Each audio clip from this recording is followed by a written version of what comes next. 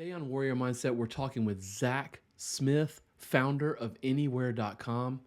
We're talking about business, building a business, doing that through chaos. Man, he's got some stories, finding purpose through traveling the world, and why grit matters more than having a plan. Let's go. You are, am I using the right term? CEO, founder, co-founder, creator, setter upper, Anywhere.com.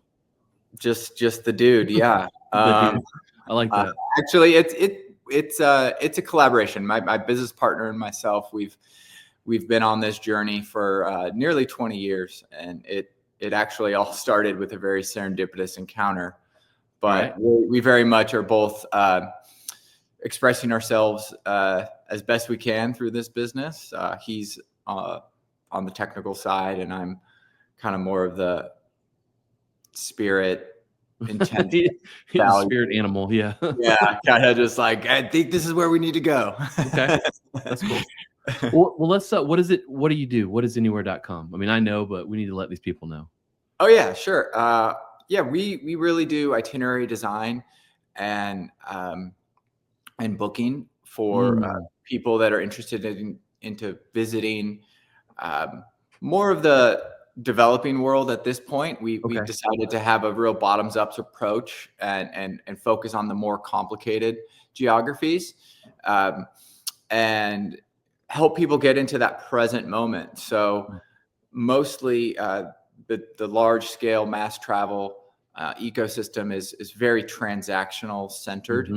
And we really initiate our engagement with clients based on intention. What would you like to do on this trip? Who is coming with you? How much time do you have? What are your general interests? And we play the role of a matchmaker essentially and take accountability for the entire experience from arrival to departure. And we do that through what we are calling it basically a trust network. So our teams are locals in that geography. So Costa Ricans for Costa Rica, Peruvians for Peru, Ecuadorians for Ecuador, Vietnamese for Vietnam, et cetera. And we really believe that the locals are the best ambassadors for their geography. They need to participate in the value chain. And when you're designing your trip with them, that's one aspect of the service. But then upon arrival, they're your concierge in your pocket. And so they're going to, be able to shift things in real time, alleviate anything that comes up. So yeah, so that's kind of how we're set up. Very cool. I could go on and on, but it's, basically we try to make your trip amazing and for you to truly feel relaxed and experience the geography with your loved ones, or if it's a solo trip or cool, yeah. What's the why are you doing all that? Why would you even care? Well, for me, I feel that perspective generating experiences in general are one of the healthiest things that humanity can go through. So if you have these primary experiences that take you to a new place and you then can appreciate that, hey, there's a lot more similarities than differences here. Yeah, for sure. Right. There is no big scary other out there.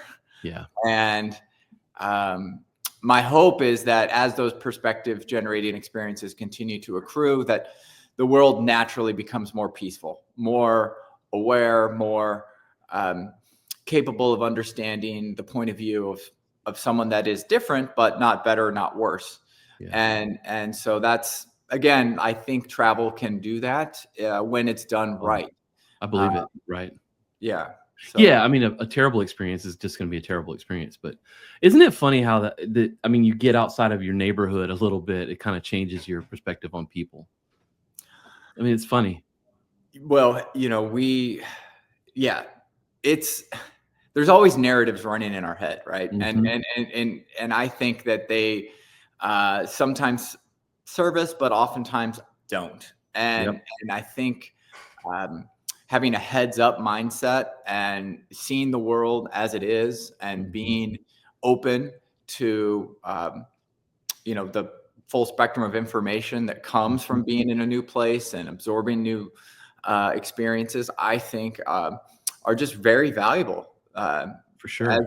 As we all are navigating the complexities of this world, it's Mhm. just nice to know that Yeah.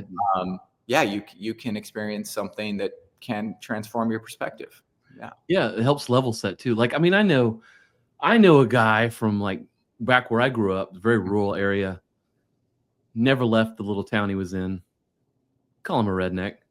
I've met the same type of guy like downtown Brooklyn Yeah. that has never left his block. It's Yeah. like, and talking to him, it's like the same conversation. And Yeah. that's something I always want to tell people. I'm like, we're the same everywhere, man. Yeah. Like, we're the same everywhere. It just helps so much. Yeah. Um, man.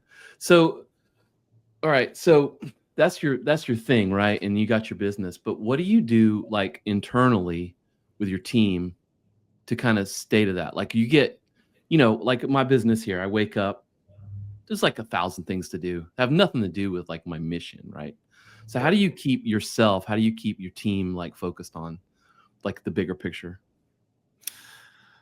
Well, um, what we have done that I think might speak to that is um, there's a lot of congruence when you become more integrated with the local communities, because Mm, for them this is a sense of pride to yeah. host visitors, to ensure that those visitors have a wonderful impression and experience in their country. They love their country, Yeah. and so the goal is really to enable that connection to occur.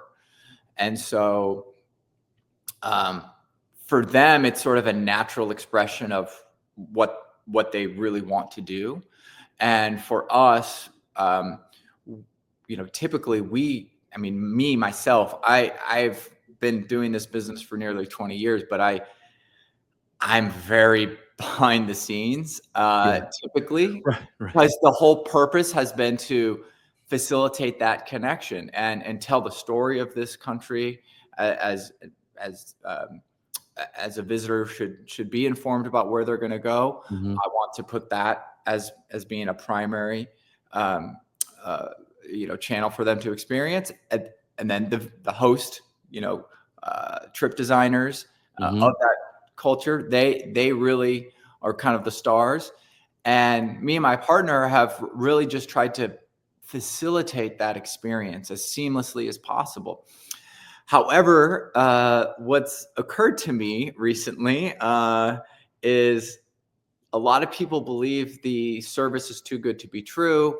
What's Hmm. going on? All these reviews, maybe were bought by somebody. Need some bad reviews in there. What's that? You need some bad reviews in there so people Yeah, believe I you. know. That's the issue. Is we really do obsess over every interaction and Yeah. every single trip, and we It's really cool. do put their experience at the center of what we do. And so the outcome is amazing for the visitor. They're often unfamiliar with the form of trip planning and booking that we offer. So here I am, generally frustrated about like, why aren't things, Yeah. growing bigger, faster, whatever. And I had to come to the conclusion that I got to come out here and tell the story sometimes, Right. and be open to that. And so hopefully, this journey that I'm going on, either way, it's beneficial for me to get comfortable communicating some of our Yeah. values and what we stand for, and the entrepreneur journey that I've been on, which has been a long and windy path for sure. Well, that's a good segue. I mean, building Yeah, a company like you have, I mean, you built it from the ground up, right? So that's not a vacation. So, what was the hardest? So, tell me one of the hardest moments where you had to just like hunker down and get through it. oh 'Cause we've all god, had those. Oh, so there's at least three that come to Okay. mind. Uh, How long has anywhere.com been around? well, so this original this business began because my partner and I serendipitously met each other in Costa Rica. Okay. I was uh, just recently graduated from university and was backpacking through Central America. Ended up getting hired by somebody to answer emails, and so I Mhm. learned a little bit about tourism, and I had some knowledge about um, the region, and I felt like, wow, this is interesting. Um, I like it down here. The people are amazing, and I had the idea of doing a travel business in Costa Rica, and I thought that um, there was an opportunity, and so I was studying these websites, Mhm. and I didn't tell my parents. I didn't tell Mhm. really anybody, Yeah. friends, and all of a sudden I'm on this aerial tram, and Huh. the stranger across from me says, "Hey, what are you up to down here?" And I just said, "Why not just tell this guy what I'm up to?" And so I told him I'm thinking about buying some websites and doing something in the travel business, Yeah. and he just so happened to be kind of the perfect partner. He's Huh. a technical Huh. guy. He was a software engineer and was thinking about doing something outside of the U.S. And I just continued to share my vision with him, and Yeah, we've that's been cool. integrating and working together for 20 years. So that was kind of amazing, and that's really the seeds of the Yeah. business That's a there. cool story. Um, and then I would say, so again, anywhere Costa Rica was the Yeah. original Okay. kind of expression. We Right. wanted to do a online guidebook for the whole country and have trip planning and booking that was a complementary feature of the website. And so this Okay. was back in 2006, 2007, 2008. We were working on, Wowie. yeah. And so that became quite popular. And then, okay, so issue number one that came up, I'm a 25-year-old guy flying by the seat of my pants down in Costa Rica, hiring locals, having a company and bank accounts and all this stuff. And uh, all of a sudden the police came to the office one day and I got served a 330-page criminal lawsuit. What in the hell? Yeah. Okay. So there was some information that was published on these websites that I purchased that had made this other very, very famous hotel upset. Ooh. And so instead of communicating with me, they decided They to go the sued you. legal route, which was Yeah. very weird because I had been meeting all these hotel owners all over the country, and just the way that it works there is you just show up and be real and you communicate. It's Yeah. not a litigious country, you know. Right. Right, right. But anyway, uh, Well, that was a very stressful thing woo. uh, because my civil attorney could not represent me. So then we had to go find a criminal attorney, and this So you was had to just, find an attorney in Costa Rica. oh yeah, oh yeah, Oh gosh, yeah. oh yeah, That's an and adventure in and of itself. it was a very, very large Yeah. fine I was facing. They claimed all these damages and stuff, and it was basically a frivolous lawsuit, but to Yeah. scare the crap out of me. Yeah. And so It's what ended up, intimidation for sure. That's yeah, not fun. totally. I mean, I was like, I'm trying to make Yeah. everybody Just trying to uh, pay for my house, happy bro. here. Like the Yeah. visitor, all this money is essentially going to these suppliers. Yeah. The Yeah. margins are not high in travel. You're Right. really just trying to bring liquidity and experiences into these communities. Um, so at any rate, the way it played out, I mean, I can talk about it real quick. I'll try to Yeah. wrap It's a it good up. But story. okay, so um, initially, yeah, they claimed almost Yeah. $350,000 of damages, and so uh, we lawyered up. Um, our our first attorney was a former judge, so she was on our side. We had 5 days to answer this demand. Oh shit. Just like brutal, all in Spanish, you know, really Yeah, yeah. complicated. I'm like, whoa, if I don't answer this in 5 days, I'm like guilty as charged. I Yeah. mean, it was crazy. So we got that done. And then my civil attorney recommended, okay, we gotta level up. There's this very famous criminal attorney that just decided he's going into private practice. And it turned out he was the former professor of this sleazy attorney that brought the lawsuit against us. Ooh. And so then we, after like, I don't know, 4 or 5 months, we went to a mediation, and it was myself and 4 attorneys on one side, and then this kind of sleazy guy that was talking his client into doing this lawsuit probably from the beginning. And at any rate, he was like, oh boy, these guys are defend themselves. And then ended up getting a call from them that they said, hey, you know, we're willing to negotiate. I bet you are. We would like you to give us $5,000 and make a $5,000 donation to the community. And I responded immediately, we will make a $10,000 donation to the community, but you will get nothing. Right. We're not doing that. Stress and craziness you've caused in my life. No way. Yeah.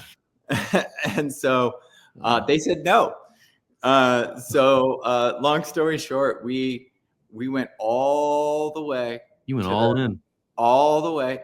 About another year later, we were supposed to go to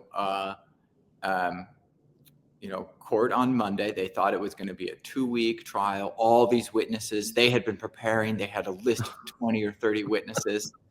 And this whole time, we knew that all we had to do was go downstairs to the bank and pay the equivalent of 50% of my income for 100 days. And at the time, I wasn't paying myself very much money. We were paying ourselves, my partner and I, roughly $2,000 a month. Yeah. And we were just working, staying busy, and we were trying to keep money into the business. You're building. Yeah. And so it ended up being a little over $5,000. We went down, paid the fine, case dismissed. They showed up. This other party showed up at the court, and they had their witnesses with them. They were ready for a whole trial, and the whole thing just didn't happen. And they were so furious. And it took them a little while to get over it, but we do business together now. They're actually it's just like, it was just so unnecessary. But again, I felt like it was a bit of a test just to kind of go through that. That's a test. That stress tolerance and yeah. So, that kind of stuff changes you, man. Yeah. Do you honestly feel like you won? I would say a bit. I mean, it's still cost that's us great. A lot of money, but at the end of the day, it definitely helped me build some internal resilience towards. That's awesome. You know, real stressors. Yeah. I mean, that happens. So I've had, well, not like that, but I've had if you've been in business for 10, 15, 20 years, you're not the same as when you started, and you've been through some shit. So, we've all had random stuff like that happen. And I had a similar situation, but I do not feel like we won because it was dismissed, but I still, you still pay the lawyers like $80,000 when it's all said and done. And I'm like, I don't think I won that. Like, it was thrown out, but that guy won. The lawyer won, not me. Yeah, I know. Yeah, it just feels, ugh. I know. It really is a waste of energy. I mean, that's the hard lesson is, try to be above board. Try not to, do anything that kind of disrupts the flow. But every now and again, there's people that are going to look for a reason to exploit. 100%. We are. I mean, you talked about Costa Rica. I don't know about that, but I know America is a very litigious society, especially nowadays. This is sickening. Yeah. Well, that was a good make or break you moment. But it was just you and your partner at the time. Yeah. Do you have other employees? Yeah, we did have employees. Yeah. So at that time there was about, well, again, we were only focused on Costa Rica back then. That was 2007. Yeah. So we were really, we had just launched Anywhere Costa Rica. We had about 12 employees at the Whoa, time, that's all a lot of local. employees. Yeah. Yeah. And, we were growing steadily. And so this was a huge deviation. I was so like, Yeah.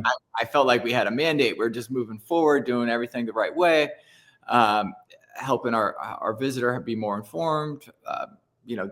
doing good with all of our supplier partners. And this was just, came out of nowhere. And it felt like, okay, well, it's an obstacle and I Yeah. just got to move through it. How do you feel like that leveled you up as a leader? I mean, you made it through, you're still here doing similar business. So how did that level you up? You had 12 employees. They're gonna know, Yeah, you can't hide that shit. they knew, but I didn't really Yeah. pass that. Well, okay. Nice. So number one, That's respectable. we try not to pass stress in the Yeah. organization. That's been a thing from the beginning. It really Solid. it clouds thinking. It's just Yeah. not a great way to, I think, lead. No, Um, it's not. But it's really hard to do. yeah. Oh yeah. Yeah. Oh man. I mean, there was things that other stressors that came up throughout our, the journey. We were starting to get uh, pretty ambitious, you could say. We had launched Anywhere Costa Rica. It had gone well. We were like, okay, we built a lot of software. Let's do this in other geographies. And so it was Anywhere Panama, Anywhere Peru, Oh, there you go. Guatemala. So all separate URLs, and they worked, similarly to the way that Costa Rica worked. Yeah. And that was an experimental process to figure out how to integrate efficiently with those geographies without having kind of the administrative headaches of, okay, now I have an HR issue in each country, or I have a bank in each country. Right. Right. So it just, we work through partnerships and strategic partnerships per each geography. And so just that whole process of learning that was really, there's not a book for that. You just got to go figure it out and then know what you can tolerate, know how much capital you have, which again, we've self-financed this whole business from the beginning. But at the end of the day, we got ambitious and we're like, hey, let's stop doing all these independent websites. Let's just buy anywhere.com. We had great SEO and traffic at the time. We consulted with experts and they said, oh yeah, this is going to boost you. You bring all that authority onto anywhere.com. It's going to help you. Okay. Unrelated to this Yeah. channel, this audience, but I'm generally interested myself. Was it a website you bought or just the domain name? Just the domain name. Okay. Wow. Yeah. That's awesome. Just the domain name. And there was no like technical debt or SEO debt or anything you had to overcome. That's rad. Yeah. Well, it was a parked domain that, cool. It's a vanity domain. Let's be honest. It's a good one. Yeah. And again, we had already been using that brand. We really kind of had established that. So we just went for it. And so it was expensive. It was a 6-figure purchase. Yeah, but it's a good domain. Yeah. The trouble was, Gene, that we followed all the advice. We did about 10,000 301 redirects. Yeah. And that went, as good as it could do. Yeah. And then traffic just tanked. Really? Yes. Oh, wow. We lost all of our in-market traffic. The people that were searching for best beaches in Costa Rica, how to plan a 7-day itinerary to Peru, right? Top destinations for families in Costa Rica, all those, long tail, information forward searches, gone.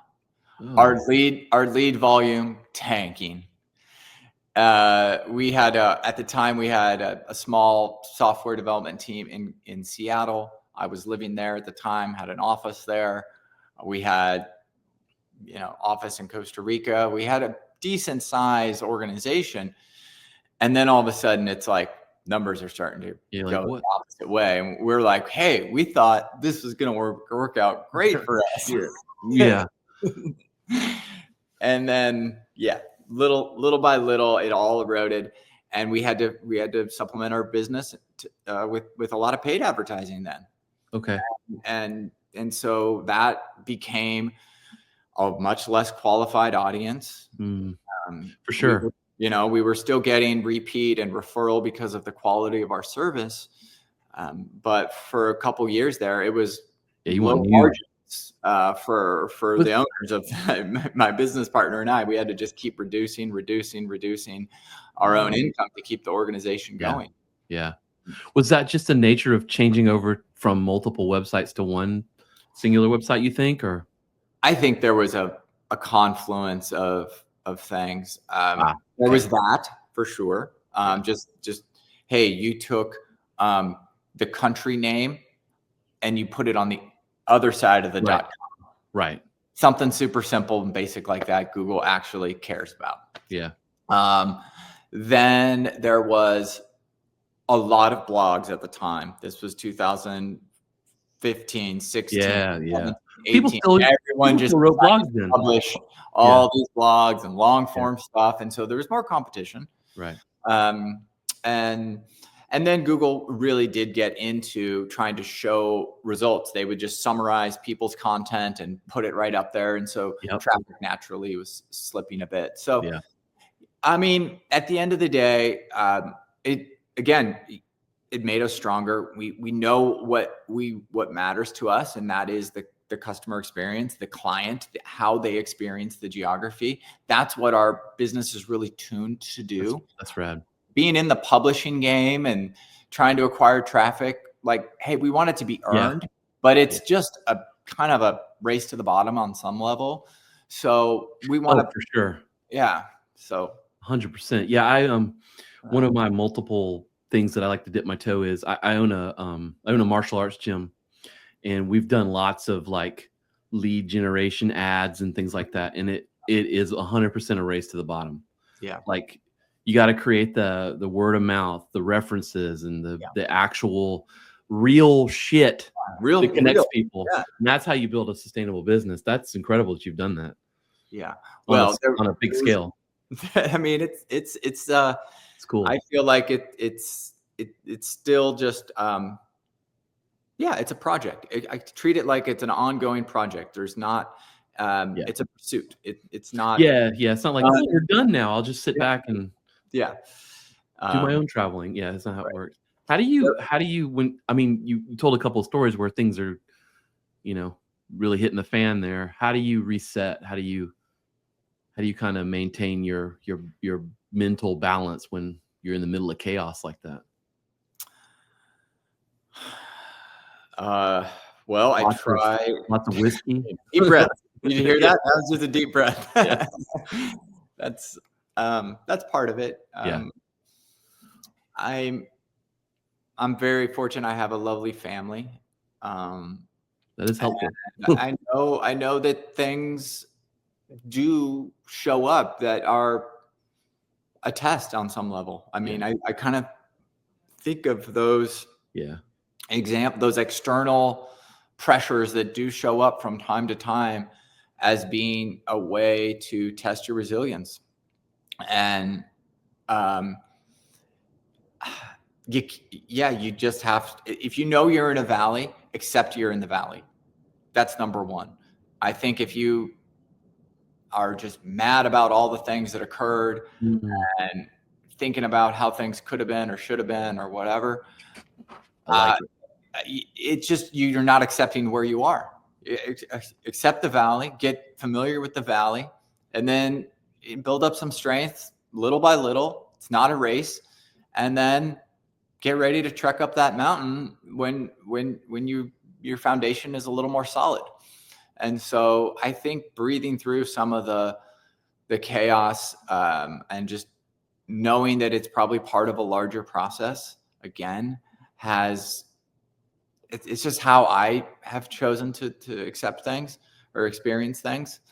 But I will say the hardest thing, most likely, that I had to deal with was the freaking perfect bullseye that COVID was for my business. Oh, I didn't even want to bring that up, man. That could not get more brutal Oh, because yeah, we essentially have decided we want to help people experience foreign geographies. yeah, So international travel, mhm, you must cross borders to yeah, experience these places. And for that to all go zero yeah. for months, and just all of the, the ecosystem that we had Oh, developed over man. time, and just it was just such a brutal test. Felt very, very difficult when I was in it. But again, I fell back on family again, and we had a daughter during COVID. Really? Wow. I just had more You just, time. like, doubled down on the extra crap to do. I love being a parent. So Yeah, I feel like kids are just amazing, and again, they test our emotions in ways that I think help us also. Um, because they have their own selfish timeline, and you yes, just kind of have to adapt to that yep, and yep. breathe through Got it. no But choice on that one. yeah. So yeah, there Wow. was more cooking, a few road trips. Yep, We would walk around outside together and go on trails and things. So it was different. But again, I feel like it was a character building experience, no right, doubt. Yeah. 100%. Yeah, I mean, if you had a business before COVID and you're still here now, it says a lot about your resilience, 'cause those are some sketchy times for business. Yeah. Um, just doing Big whatever you top can. button. Yeah, no kidding. Yeah. So, I mean, you have a 5-year-old or I, 4-year-old. yes. She's 4.5, 5 in July. What you said you have a family. You have any other kids? You have An 8-year-old boy. okay. Oh, Mhm. wow, 3 years apart. Yeah. Won't be Yeah. long, they'll be running the Spartans with you.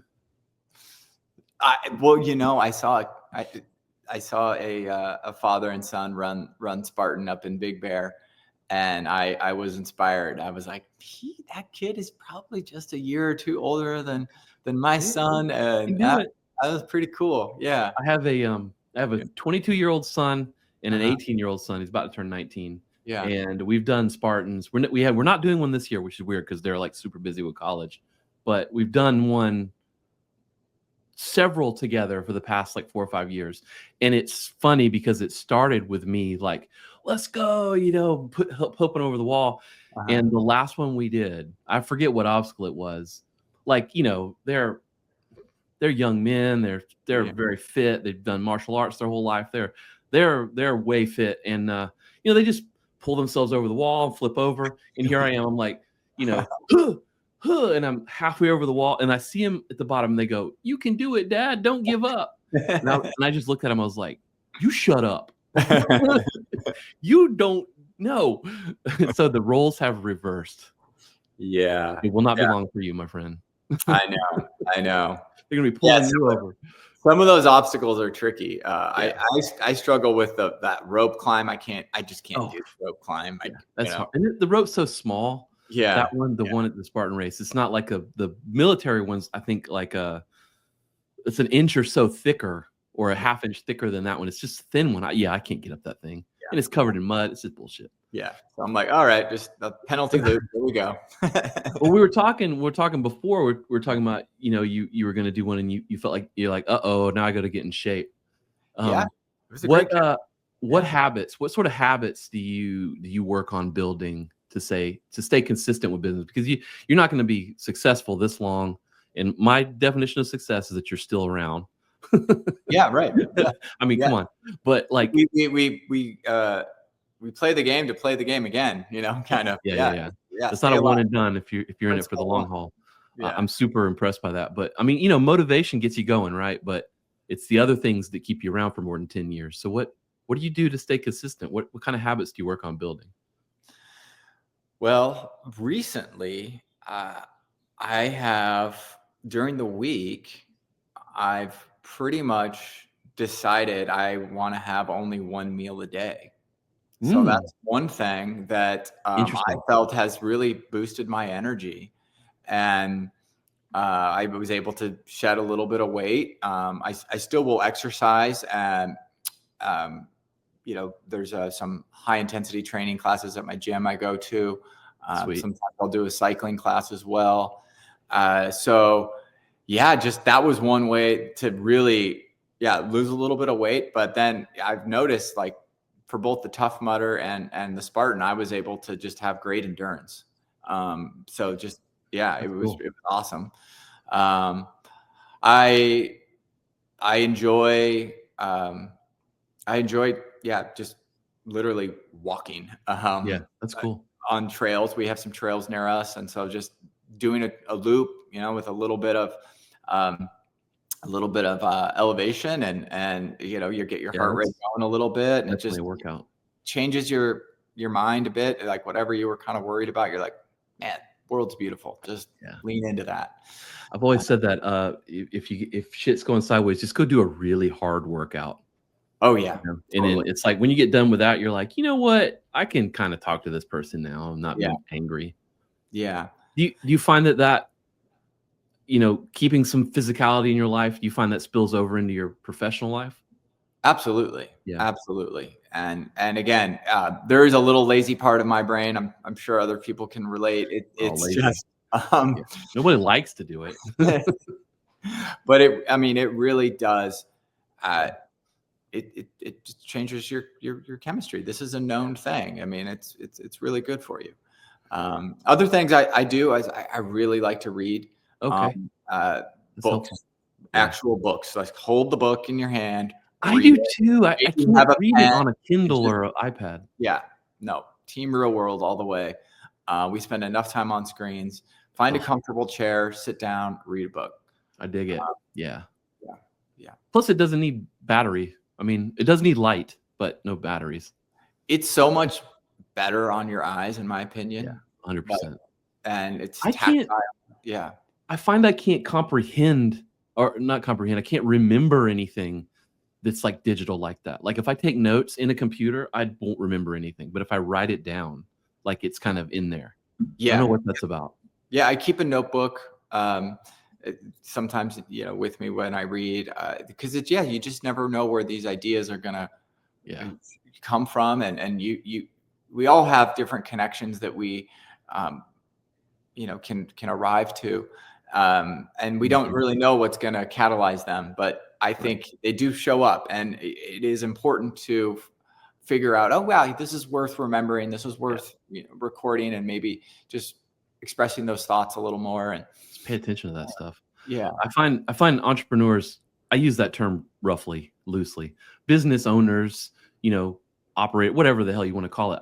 I find that they sort of work to pay attention to those little details a little bit more, like always thinking about like what can I use, what can I reuse, what can take from this experience to then apply to something else. I mean, that doesn't mean everyone doesn't do that, but I find it in the conversations I have like this is it always comes out that somebody's taking notes and paying attention and looking back at things. Just kind of helps.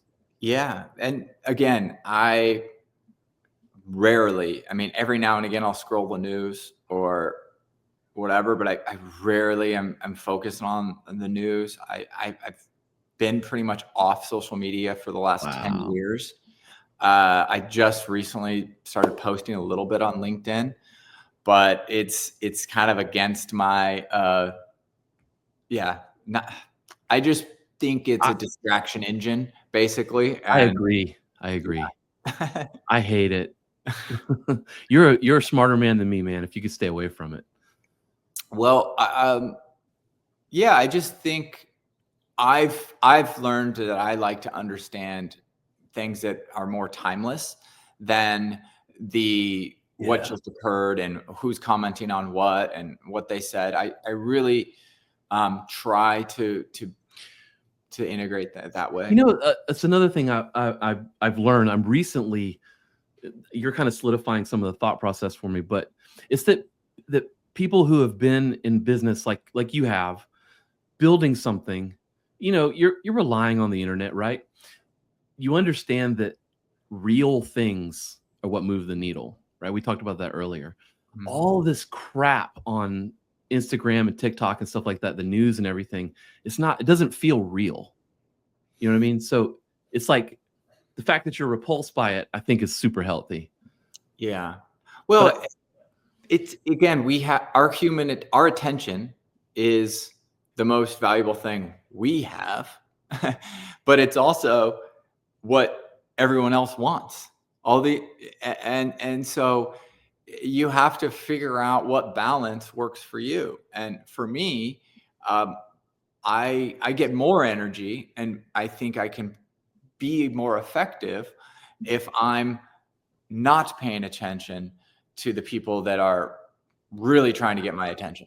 yeah, And again, these algorithms essentially are trying to manifest serendipity in some way. Like, yeah, I oh, don't this get is meant for me. Oh, this is cool. Isn't this and it's like, but it's all a system, and yeah, there's it real is. world energy that occurs when you Mhm.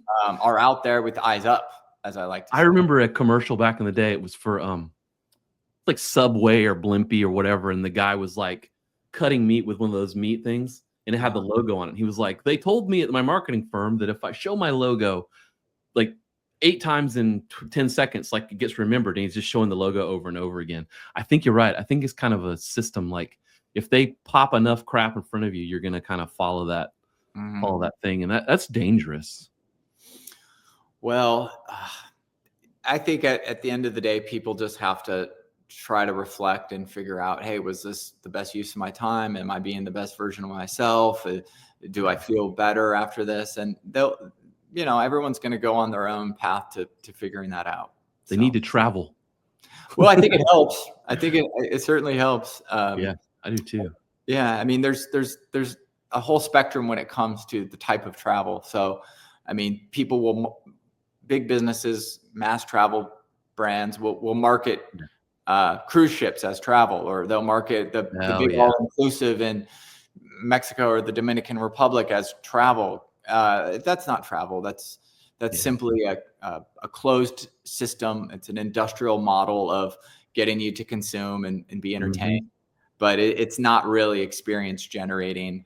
Um, but it's a I love it. convenient, the easy button, so people do it. I just should be confused with travel. That's all. I dig it. I like it. Well, I have one other like deeper question to ask you.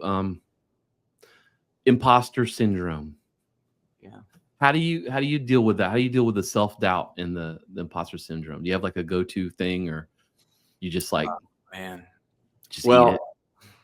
I I have spent a lot of time waking up like, wait a minute, what? This is so ambitious what I'm trying to do. This is, why me? Why do I think that I can do this? I don't even know what the heck I'm doing some mornings. Yeah. Uh, but at the end of the day, when I reflect back on all the choices that I've made, the upbringing that I had, fortunately from my parents, and the great foundation that they gave me, uh, Mhm. I really feel like, well, if not me, then who? And I just have to be the best version of myself That's and cool. make the next best choice I can. And I like to think of this as, building your own internal compass. And that is how you navigate these complicated choices, or these feelings that come up, or emotions that come up, is you have to fall back on, what have you learned in your life? What is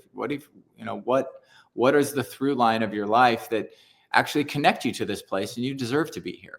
Wow. That's insightful. You said you like to read. Do you read any of the Stoics?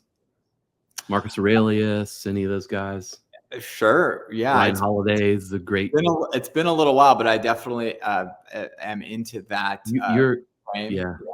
Yeah. Yeah, you are preaching it, man. I love it. It's solid. What Yeah. well just some housekeeping here. Like what would you like to wrap up with? Anything you want to communicate to anyone who's stuck with us this long? Thank you. Well, listen, I'm on the side of Team Real World, and so I'm gonna just keep showing up and Love it. helping visitors explore their world. I value each individual. So you is one of our core values. Like, we're all unique, and the people in these countries you're going to be visiting are unique individuals as well. So the fact that we celebrate that we're not homogenous, we have unique preferences, unique tastes. So that individualization, I believe, is a real key component to what we're all about.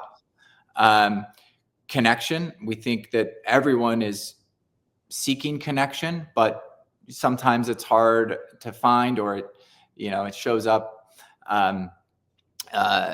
You think it's going to be great, but at the end of the day, you're still sort of missing something. And so I think we all crave it, and you get it from experiences that bring people together. And we think the world is an adventure. The world is a platform for adventure, and we believe that it's a safe, wonderful place meant to be experienced. And we, would just hope that people can be curious enough to find, sort of that doorway that takes them to building broader and bigger perspectives. That's a big one. Yeah, man, that's cool. I want to come work for you now. Damn. I'm not looking for a job, but please. I'm just kidding. That's awesome, man. I appreciate your time. Obviously, we've talked about it several times. You can find Zach's company anywhere.com. That's a good domain. But man, it was awesome talking to you, and I learned a lot from you today. So I really appreciate it. Oh, total pleasure, Gene, and love what you do, and I love the mindset that you guys are developing, and it's so important for entrepreneurs, even just anybody, to just kind of get a mental reset and get perspective from others that have lived it, and we're all given this image of perfection and over stylized leadership and stuff like that. And I think that, that's missing the bigger opportunity, is that we should be more relatable. Everyone should understand that on a human level, person to person, we're flawed, but we're doing the best we can, one step at a time. So, I love it. Thank you.